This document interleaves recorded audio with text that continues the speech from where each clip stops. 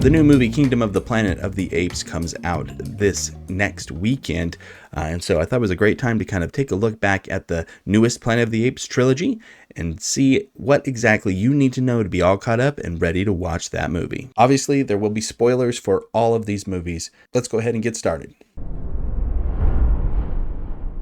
So Caesar is our main character. He's super smart because his mom was experimented on with this drug called ALZ-112. Now, this drug was developed to try to help people who have Alzheimer's, but with apes, what it does is it makes them super duper smart. And because Caesar was born from an ape who had been treated with this stuff, he's even smarter than his mom. He never met his mom because she died when she got super protective of her newborn baby and was shot by a security guard. So because of that, Caesar was raised by the guy who is in charge of the entire ALZ-112 research situation. His name's Will, and he lives with his dad named Charles, who has Alzheimer's, which explains why Will is so passionate about trying to cure this disease. Over the next 8 years, Caesar lives with them. He continues to grow both in size and intelligence. Over this time, Will uses the ALZ-112 on his dad in secret and finds out that it actually works really well at fighting the Alzheimer's. Caesar doesn't get a ton of time outside of his house. Most of the time, he only gets to look out of the window of his attic, but he also gets the chance to go out to the redwood forest from time to time to run around and climb those giant trees. After one specific visit to the redwood forest, Caesar starts to question what his relationship with Will is because he sees a dog wearing a leash, notices he's wearing a leash too, and is like, "Hey, am I your pet? What am I? Where did I come from?" It's at this time that Will goes and shows Caesar where he came from, who his mom was, and why he's so special. Everything's going fine until Charles' Alzheimer's starts to come back. It's too strong for the drug at this point, and there's an accident where he gets in a confrontation with one of Will's neighbors. Caesar sees this going on through his window. He goes out to try to help, attacks the neighbor, bites the guy, and because of that, he gets sent off to San Bruno Primate Shelter. Caesar's going to have to stay here at the shelter for at least 90 days as the court stuff gets all sorted out. Now, Caesar runs into trouble here almost instantly. The guys who run the place are not nice to the apes at all. Either they pay no attention to them or they are actively antagonizing them by using things like fire hoses and cattle prods. While staying here, Caesar meets up with a few different apes that are going to be important as we continue going through the series. First off, he meets up with Rocket. He's pretty much running the place. He's the boss of the apes here. He bullies Caesar as soon as he shows up. He's beating on him. He's ripping his shirt off of him, chasing him around. It's not great. Caesar also meets Maurice, who is an orangutan who is fluent in sign language. He used to live at a circus, so he's able to communicate with Caesar right off the bat. And the last big ape to make sure and mention is going to be Buck. He's a gorilla, and he has to stay in his own little cage. He isn't allowed to kind of mingle with everybody else. One night when a guard brings some of his friends in, Caesar's able to get a pocket knife off of one of them, and he uses that to get himself out of his cage and start to move around the shelter at night and starts to take these opportunities to kind of earn the trust of the other apes. First off, he goes in and unlocks Buck's cage and gives him the opportunity to run around and have a taste of freedom. Because of that, him and Buck become friends. He takes this new friendship that he's developed with the gorilla, and he uses it to his advantage by pretty much taking control of the group of apes by beating Rocket with a gas can, and then has Buck pretty much just intimidate him into submitting and saying that Caesar is the one in charge by putting his hand up and letting Caesar kind of drag his hand across it. This is a sign that the apes are going to show time and time again who's in charge, who's forgiving who, and things like that. Caesar's also using his ability to get around the shelter at night to, get the apes different treats to win over their favor. Like he's giving everybody cookies. He's having Rocket hand them out, even kind of establishing that hierarchy between the two of them. Things are kind of improving everything for Caesar, and he's talking with Maurice at one point, and Maurice warns him, though, don't look too smart because the apes that look smart, they get taken away. And we find out that they're getting taken away to the lab that is actually experimenting on an updated version of the drug, now ALZ-113. Now, ALZ-113 is being used on apes, just like ALZ-112 was. And the first ape that we see it get used on is an ape named Koba. You can tell from the very beginning, Koba has a disdain for humans, and he's not really that afraid to show it, though he does play dumb and compliant to be able to kind of lull them into a sense of security. So the ALZ-113 is going to be administered to the apes by gas. And so when they're giving it to Koba, there's an accident, and one of the scientists accidentally breathes in some of the stuff. This guy's last name is Franklin.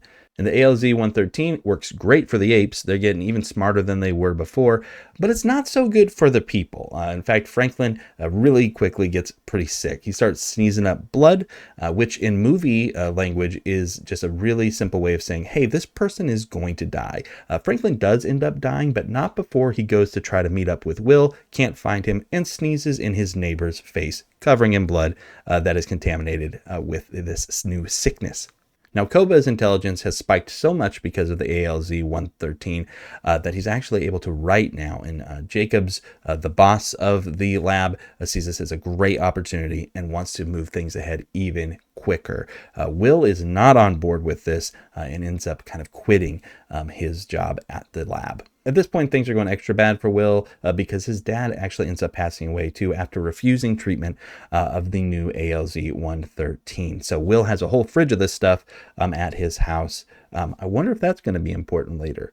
We cut back to the ape sanctuary where Caesar and Maurice are talking with each other, and Caesar's trying to explain to Maurice why he wants the apes to work together, saying that, you know, when they're working apart from each other, they're weak. Like, the people can tell them what to do, but when the apes work together, they're strong. Maurice says that this, might be a good idea, but there's one fatal flaw in this argument, and it's that the apes are stupid. So that even if they are working together, they lack the intelligence to really get anything done. But luckily for us, well, for the apes at least, Caesar has a way to solve that issue. So Caesar escapes out of the sanctuary, where we see he could definitely just run away and be free by himself. But instead, what he does, goes back to Will's house, steals the drug that is in the fridge, takes it back to the sanctuary, and uses it on the apes. The next morning, he checks them out. Their eyes are showing this green spark that his mom had, which earned her nickname of Bright Eyes. And so now he knows that these apes are also going to be even smarter. In a confrontation with one of the guards, Caesar ends up speaking, showing that the divide between the two is getting smaller and smaller. Also in the struggle, this guard is killed. So the apes know that this is it. This is the time. This is when they need to be leaving. So they escape out of the sanctuary and split up into two separate groups. Both of them are going to go and rescue different groups of apes. One of them is going to go to the zoo, which Caesar saw when he went and had some medical work done earlier in the movie. And the other is going to head to the lab to go and save the apes who have been taken from the sanctuary and been experimented on. After attacking both the zoo and the lab, the apes get together again and begin their trek across the Golden Gate Bridge as they're trying to make their way to their new home that Caesar knows is the one place they could be safe out here, and that is the Redwood Forest. On their way there, there's a big fight between them and the police. The cops are shooting the apes. Caesar's stopping the apes from really killing a lot of the humans. But this kind of becomes unavoidable when the police start firing on the apes from a helicopter. This leads to Buck running and jumping into the helicopter, forcing it to crash, sacrificing himself in the process. Caesar stands over the crashed helicopter, which is barely hanging on the bridge, as Mr. Jacobs is desperately trying to get help out of the helicopter. Caesar walks away, sparing him. Koba, on the other hand, has no problem pushing this guy off of the Golden Gate Bridge. The apes finally make their way to the Redwood Forest, where Will is there to talk to Caesar one last time. Will offers Caesar a chance to come home, but looking around, Caesar knows that he's where he needs to be. Caesar is home. And that wraps up the first movie in the series, or it would if there wasn't a post-credits scene where we see that Will's neighbor was actually an airline pilot. And so now that he's been infected with what comes to be known as the simian flu, he starts to spread it across the globe by going and doing his job. And that leads us directly into the second movie of the series, Dawn of the Planet of the Apes. The movie opens with a montage showing just how bad things have become for humans. Most of the world is dead at this point. There's no connected governments. Everything has fallen apart.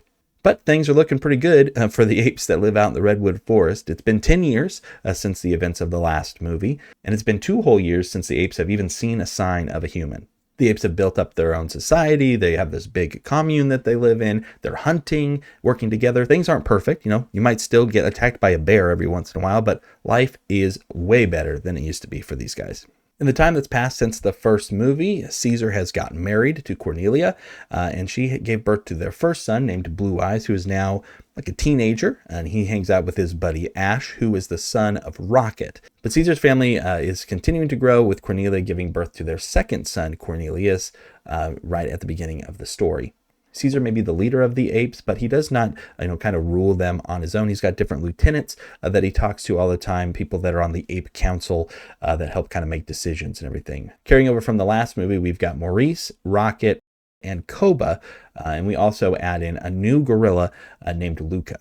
After a day of fishing, Ash and Blue Eyes are making their way back to the ape village when they run into a human named Carver. Now, Carver is the worst, is what he is. But he pulls a gun on the two apes and ends up shooting Ash.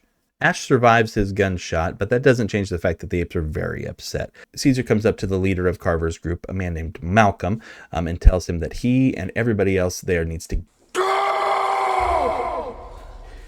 Now, as Malcolm and all the other humans are trying to leave, Alexander, his son, accidentally drops his bag there in the forest. And as the humans are running back to wherever they came from, Caesar sends Koba to secretly follow them and find out what he can. The humans eventually get back to their base, where Malcolm meets up with Dreyfus, the human leader, and talks to them about what they found. It turns out that the people were looking for a hydroelectric dam that they were going to use to power their encampment because they're almost out of fuel. And they're also trying to establish connections with other surviving groups that are going to be hopefully nearby with their long-range radio. Having followed the humans, Koba reports back to Caesar and lets him know just how many people there are. And he believes that the apes should attack now while the people are still weak so that they can just eliminate this problem. Maurice is a little more hesitant to do this, wondering how many apes are going to get killed in the process.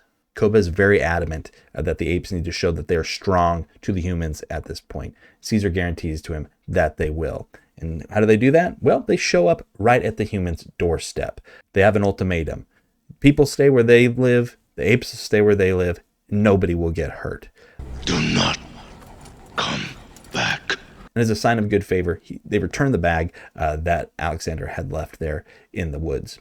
Now, Dreyfus is pretty much a mirror image of Koba and is wanting to react with fear. He says, we got to go up there and we got to kill all those apes and just get them out of our way. But Malcolm is very adamant, saying that there's a way to do this peacefully. He asks for 3 days, and Dreyfus agrees to give him that. Dreyfus is going to be up at a weapons depot, checking on everything, making sure that it's working. But at the end of that 3 days, they're going to roll in, and they're going to kill those apes if they're still being a problem. So Malcolm creates a small group to take with him into the woods. Ellie, his wife, Alexander, his son, Carver comes along too. He's got to, because he's one of the only people who knows how the dam works. And a few other people join them as well. Malcolm goes alone to Caesar, tells him what they need and that they don't mean any harm and they just want to be able to get a power for their people. Caesar is sympathetic to the humans and agrees to help. Koba is completely against helping out the humans, knowing what human work can look like. Human work! But eventually he does concede to Caesar's leadership, but does end up going hunting while the humans are going to be working on the dam. Now, Caesar and the other apes are watching and supervising the humans as they're working on the dam. But as they're doing that, it turns out Koba's hunting trip is a little bit different than we would have guessed. He's gone and found the human weapon depot and is just seeing everything that they're going to be up against if the humans do decide to turn on them.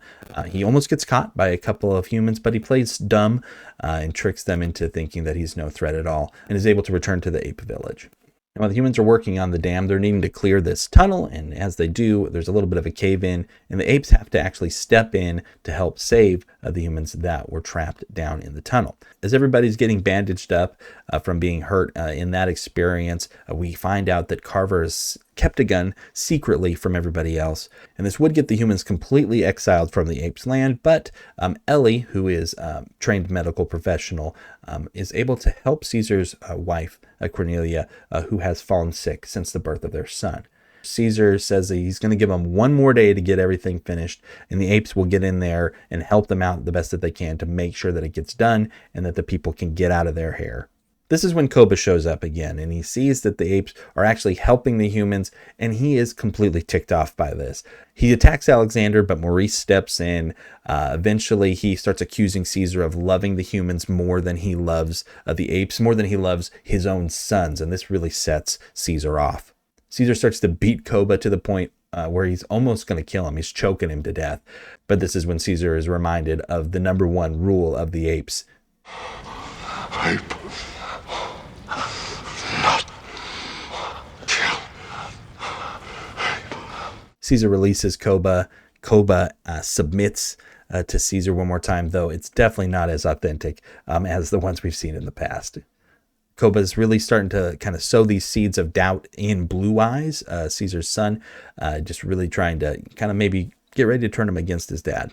Koba no longer thinks that Caesar's going to be able to get things done, so he's going to take matters into his own hands. And so what he does is he goes off to the human weapon depot, finds those same guys that he interacted with before, kind of acts stupid around them again to lull them into a false sense of security, and then kills both of them. He takes their gun and heads back into the woods. The humans finally get the dam working again and restoring power to a gas station nearby, but they're curious whether or not power has returned to the whole city. Koba returns to the forest and gets the drop on Carver, who's been forced to stay in a car by himself, and kills him. Caesar takes the other humans up into the ape village so that they can get a look of the city, and they see that, in fact, power has been restored and their mission is complete. As everyone is celebrating, Koba secretly sneaks back into the ape village and begins to light it on fire. He then sneaks up on Caesar, pulling the gun on him, which Caesar sees just in time to watch him pull the trigger. Caesar falls from the balcony into the forest. Blue Eyes finds the gun in Carver's hat, coming to the conclusion that humans must have done this. Koba shows up to the ape village just in time for Blue Eyes to hand him this stuff. This is when Koba seizes his opportunity to become the new leader of the apes. He starts telling them that the humans did this. They killed Caesar, and we need to go and kill all the humans to be able to get revenge for Caesar.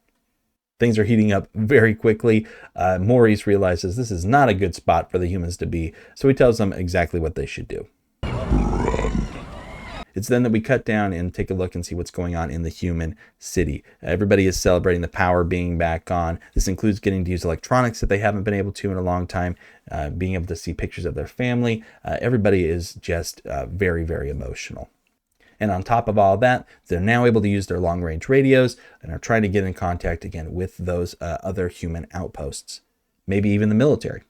The apes, though, are on the warpath. They stop at the weapons depot first to arm up and then besiege the city, riding on horses and firing guns. There's a huge fight that breaks out. A lot of apes are killed. A lot of humans are killed, but eventually the apes are able to overtake the city. It's at this point that the apes round up the different humans and put them in cages. Dreyfus, the human leader, though, does escape with some of his other men and set off to make a plan to stop the apes once and for all. The next morning, as Malcolm and his crew are starting to kind of figure out what they're going to do, they find Caesar in the woods. First, they think he might be dead, but he's actually survived. And as they're trying to figure out who would have done this, knowing that Carver didn't have a gun, Caesar's quick to let them know that it wasn't a human that did this. It was actually Koba. Back in the city, things are going from bad to worse as Koba is starting to show his true colors. He's starting to order the apes to just kill random civilians, to which the apes are like, I don't think Caesar would have really wanted us to do that. Ash, is specifically Rocket's son, is the one who kind of steps up and says this. Koba doesn't take dissension very well, and so he actually grabs Ash, drags him up the stairs, and throws him to his death from a balcony. Koba's quick to let people know who's in charge now, and that Caesar is not running the show anymore. Finally, Blue Eyes starts to realize that maybe his dad was right, and that Koba is not the guy he should be following. It's at this point that Koba rounds up all of those who are loyal to Caesar and keeps them in a cage as well. Caesar ends up leading Malcolm and his group to his old home, Will's house, knowing that they're going to need a place to lie low. Caesar is in need of some medical attention, but they don't have the supplies to do it. Malcolm volunteers, though, to go into the city and find what they need. While he's off getting those medical supplies, he runs into Blue Eyes and lets him know that his dad is still alive. Blue Eyes follows Malcolm back to Caesar, where they both apologize to each other. Caesar takes a lot of the blame, saying that he should have seen what Koba really was, and that he shouldn't have just assumed that because Koba was an ape, that he was all good. It's decided that Caesar is the only one who can reunite the apes, since a good portion of Koba's followers are actually only following him because they're afraid of what he might do to them if they don't. Caesar knows that he can't just roll up on Koba in his current condition. He has to undergo this surgery and then heal up a bit and be able to come in and look strong, because the apes are going to find the strongest branch to hold on to. While Caesar is recovering, Blue Eyes goes out and leads a rescue mission to free those who are loyal to Caesar. With the help of Maurice, he's able to do that, as well as free the humans that Koba had imprisoned. As Caesar wanders around his old home, he finds a recording of his old father, Will, and is reminded how good Will was to him as he grew up. Malcolm comes in and he thanks Malcolm for being a good man just like Will. Blue Eyes and Caesar's followers eventually make it to Will's house, but they bring bad news. Koba has just sent for the female apes and the children to be brought to him. They know that they're on a time crunch now, and so they have to set out to stop him once and for all. Koba and his forces have gathered at the top of a tower in the city, and Malcolm volunteers to lead the apes there through the underground tunnels. As they near the tower, they find out that Dreyfus is actually down there setting explosives. His plan is to bring down the entire tower because he knows the apes are up there, and he hopes that this is a way for him to get rid of them once and for all. As the apes begin to climb the tower, Malcolm ends up having to pull a gun on the other humans to try to stop them from planting the rest of these explosives. He's convinced that the humans and the apes can still live in peace, but Dreyfus lets him know that they've already gotten contact with the army and they're on their way there. They're ready to kill the apes on sight. Caesar and his friends end up making it to the top of the tower, where he confronts Koba. Koba claims that he's now the leader of the apes and that they no longer need Caesar. Caesar and Koba begin a fight to show which one of them is actually the strongest and who is most fit to lead the apes moving forward. During the fight, Caesar points out that Koba is not actually fighting for the apes. He's only fighting for himself. He just wants revenge for what the humans did to him earlier in his life. We cut back down to Malcolm and Dreyfus, who in a moment of desperation detonates the explosives. Malcolm escapes, but the same is not true for Dreyfus and his buddies. The explosion shakes the tower, which separates Caesar and Koba from each other. Koba's able to get a gun and begins to fire at some of the other apes. This is really showing all of them what his true colors are. Blue Eyes begins to kind of help his father by throwing things at Koba. This gives Caesar just enough time to jump at the ape and knock him to the ground, leaving Koba hanging for his life off of a ledge. Koba looks up at Caesar and asks him to save him with the line, Ape. Not kill. Ape. But Caesar knows exactly who Koba is, what he would do if he did save him. And so he hits him with one of the coldest lines in movie history. You are not ape. And then Caesar lets go of Koba's hand and he falls to his death. With Koba dead, the apes come down from the tower. Malcolm lets Caesar know that the army is on its way and it's going to be all-out war if they don't get out of there. War has already begun. Caesar and Malcolm say goodbye to each other as Caesar takes his place as a ruler of the apes once again. So that brings us into War for the Planet of the Apes. In the 2 years since the last movie, the humans have been hunting down Caesar and his followers. The humans have joined forces with what they call donkeys, who are some of the apes who used to follow Koba, but now work with the humans because they're afraid of what Caesar would do to them if he found them. The movie starts with the apes repelling an attack from the humans. They kill most of the humans, but the survivors of the attack, they put onto the back of horses and send back to the other humans as a warning, telling them that if they don't stop coming into the woods, there's going to continue to be war and continue to be fighting. The apes do keep Red Donkey as a prisoner, but he escapes after attacking a white gorilla named Winter.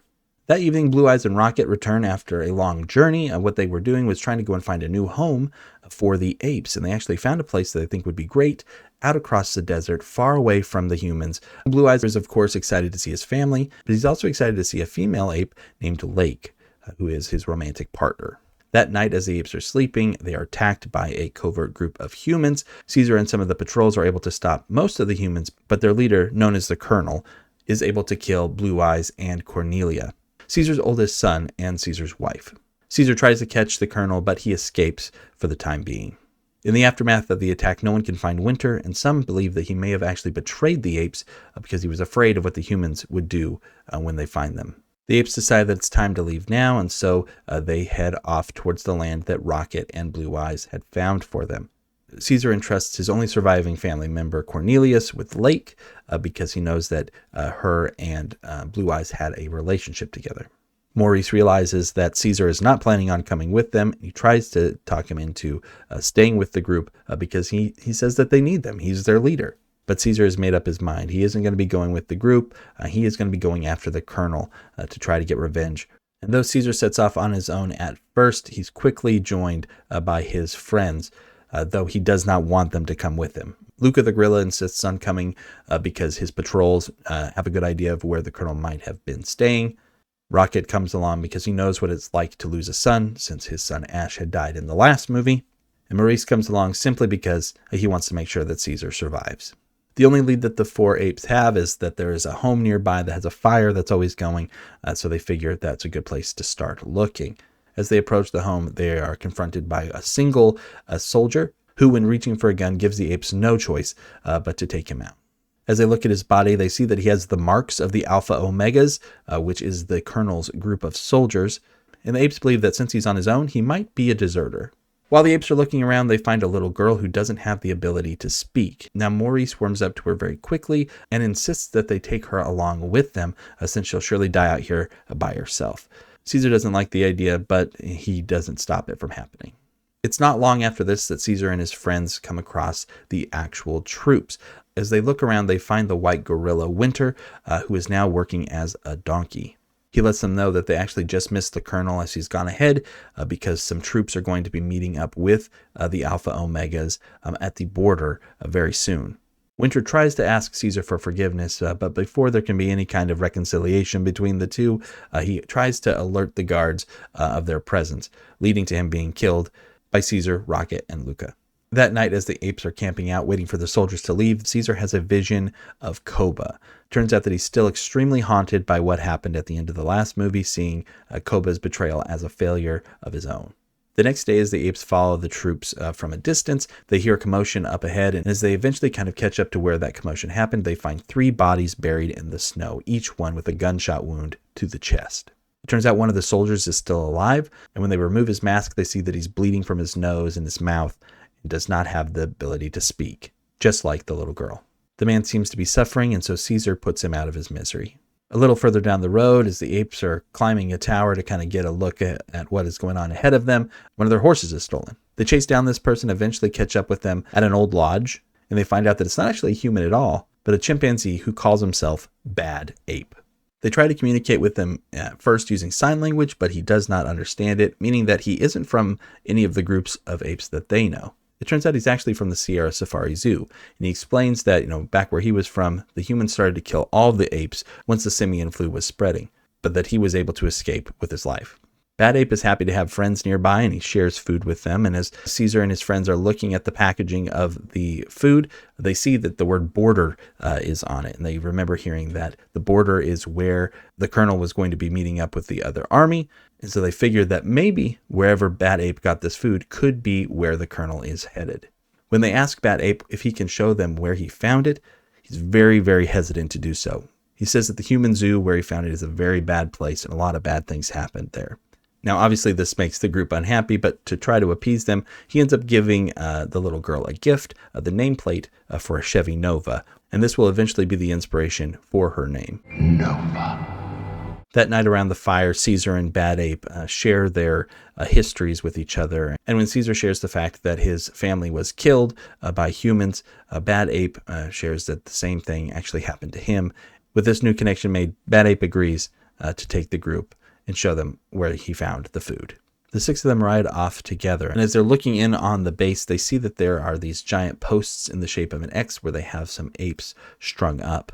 Before they can move in to investigate further, though, they're ambushed by a patrol of 2 humans. During the struggle, Rocket is able to help Caesar fight off and kill one of the guards, but Luca suffers a bayonet wound, which leads to his death. With the loss of their friend, Maurice says that they need to head back and try to meet up with the other apes because this just isn't worth it. But Caesar is still set in his ways and still wants to find the colonel and kill him. At this, Maurice is quick to point out that Caesar is really sounding a lot like Koba right now. Caesar dismisses the group and says that he'll go the rest of the way on his own. As Caesar gets closer to the apes that are strung up on these giant X's, he notices that they have the war paint of his tribe. It turns out that one of the apes is still alive, and he tells Caesar that they were ambushed by the colonel and his men as they tried to make their way to their new home. He says that the colonel easily could have killed everybody, but instead of doing that, he took them and brought them to the base to make them work. But before Caesar can do anything with this new information, he's ambushed once again, this time by Red Donkey, and is knocked unconscious. When Caesar wakes up, he's in the presence of the colonel himself. Here him and the colonel have a conversation, with the colonel assuming that Caesar is there to help save his family and friends, but Caesar is quick to let him know that he isn't there to save the apes, he's only there to kill the colonel. As Caesar is led to his cage, he sees that both Cornelius and Lake are still alive, along with most of the other apes from his tribe. Many of these apes, however, turn their back on Caesar because he has lost their trust since he abandoned them when they needed him the most. Caesar is woken the next morning by the Alpha Omega troops, one of which he recognizes as Preacher from the beginning of the movie. The apes are then taken out to work on the wall. As they're working, an older orangutan accidentally drops a pole, which damages part of the wall, and because of this, he begins to be whipped. Caesar tries to step in and have the whipping stop, but this only leads to him being whipped in the other ape's place. All the other apes have stopped working at this point and are watching what is happening, and the colonel puts a gun to Caesar's head and orders him to tell the apes to get back to work. Caesar refuses, even after the colonel executes the ape whose spot he took earlier in front of him. Now, to save Caesar from having to follow the instructions of the colonel, Lake begins to work again on the wall without being ordered by anyone. The other apes see what she's doing and start to do that as well, letting Caesar be able to have this little moral victory over the colonel, not having to follow his instructions. Whatever victory there is here is short-lived, as Caesar is tied to one of the giant X posts in the base. It's here that we see that Maurice, Rocket, Bad Ape, and Nova haven't left. They're actually just far enough outside of the base to be trying to keep eyes on what is going on inside. Rocket lets them all know that he wants to come up with a plan to save the other apes. That night, Red Donkey cuts down Caesar from the X to take him before the colonel. As they're walking to the colonel, they have a conversation where Caesar reminds Red Donkey who he really is. You let them call you Donkey. You are... Once Caesar is brought before the colonel begins to threaten Caesar, saying that if he stops construction on the wall again, the colonel will be forced to start executing every ape. Caesar says that the apes aren't going to be able to keep working unless they have food and water, which they haven't had any of since they got to the base. The colonel reminds Caesar that he's in no position to be negotiating, but it's at this that Caesar drops a bomb on him and lets him know that he doesn't think the colonel is actually in as powerful position as he likes to say either. He's figured out that the troops that are coming to meet him from the north are not actually coming to join him, but are coming to kill him. And that he figured this out because of the fact that he's been killing some of his men. It's at this that the colonel starts to fill Caesar in on something that he is unaware of, and that's the fact that the simian flu has begun to mutate. It's no longer just killing people, it's now taking away people's ability to speak, and making it so they are not as intelligent as they once were. The first time the colonel saw this happen was actually when it happened to his own son. Seeing what was happening to his son, the colonel decided that killing him was the best option. And not just killing him, but killing everybody who was infected with this and burning all of their possessions to try to stop the spread of the sickness. When his superiors found out that he was killing his own men instead of trying to quarantine them and treat this in a medical way, they came down and tried to stop him. But the colonel just decided to kill them too. He only let one of the prisoners go to deliver a message, saying that the only way that they were going to be able to stop the colonel from doing his mission was to come down and kill him themselves. The colonel cannot be negotiated with on this. He believes that this is a holy war. He is called to do this, to stop the spread of this sickness, because if he doesn't, it's going to destroy humanity and leave them to just be the cattle of the apes in the future. Back outside with Rocket and the others, they stumble upon an underground tunnel that leads them beneath the base. In investigating the tunnel, they're able to find out that they can actually dig up through the roof of the tunnel and that they can create a hole that they could use to help the apes escape from the prison. The next morning, the apes are given food and water, and it looks like Caesar is going to be given water too, but instead he has the bucket of water poured on top of his head, leaving him freezing to death as he's tied to the giant post. Later in the day, Caesar has another hallucination of Koba, but in reality, it's actually just a colonel and Red Donkey standing in front of him. That night, as Caesar lies almost freezing to death in his cell, Nova sneaks into the camp. She gives him water, and some of the apes give her some of the food that they had received earlier in the day to share with him. And then on top of all of that, she also leaves her little doll with him. When the guards are just about to spot Nova, Rocket rushes into the camp to cause a distraction. He begins to fight Red Donkey and is eventually thrown into the cage with the rest of the adult apes. Once he checks in to see if Caesar is okay, he lets Caesar know that they have a plan for an escape. The next morning, as the colonel goes down to get Caesar back to work, he finds Nova's doll in the cage. That day, as the apes are working, they count out their steps to know where to dig their escape hole, so it will be right inside the ape's cage, and they relay this information out to Bad Ape and Maurice so they're able to get digging. It doesn't take them long to reach the adult's cage, but they've run into a problem when it comes to getting to the children. If they keep digging in that direction, their entire tunnel will flood. So they have to find another way to get the children into the cage with the adults. What the apes end up doing is luring one of the guards into their cage by throwing poop at him, and then pulling him down into their escape hole where he's beat up by Maurice. They then take his keys and use them to unlock the children's cage, and then they have the children sneak over to the adult's cage, where then they all start to escape through the hole in the ground. As the last few apes go down into the tunnel, Caesar lets Rocket know that he's going to stay behind and confront the colonel. But just then, missiles from helicopters start to strike the base. The other humans have arrived. As Preacher runs toward the combat, he notices that the ape cages are all empty. Caesar begins to make his way towards the colonel's room, but as he does, he hears from some of the Alpha Omega troops that nobody's been able to get a hold of the colonel. Caesar finally makes his way into the colonel's room and doesn't find him ready to fight, instead finds him laying on his bed bleeding from his nose and his mouth and unable to speak because he had been infected with the new sickness because of his exposure to Nova's doll. The colonel desperately looks up at Caesar and begs him to kill him, but Caesar ends up refusing. Caesar leaves the gun behind, and the colonel ends up taking his own life. As the battle rages on outside, one of the soldiers notices that the apes are also escaping on the battlefield, and he begins to open fire on them. He's being helped by Red Donkey, who is horrified by what he's seeing. Caesar sees what's going on from the colonel's room and grabs a belt of grenades to go and try to help his friends.